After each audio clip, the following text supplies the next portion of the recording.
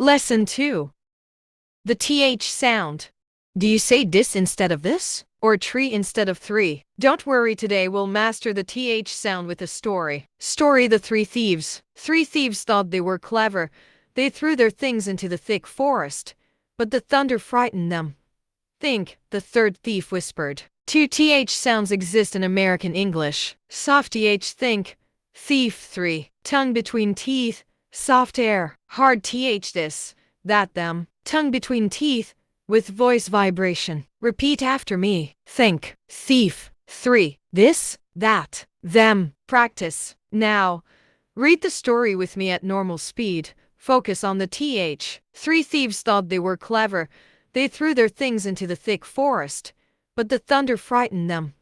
Think, the third thief whispered. The first TH sound is in words like think, thank, and mouth. Put your tongue between your teeth and then push air between your top teeth and your tongue through here. Think, thank, mouth. The second TH sound is in words like this, the, and those. Put your tongue in the same position as the th sound, but this time vibrate your vocal cords here. So you make the sound this, the, those.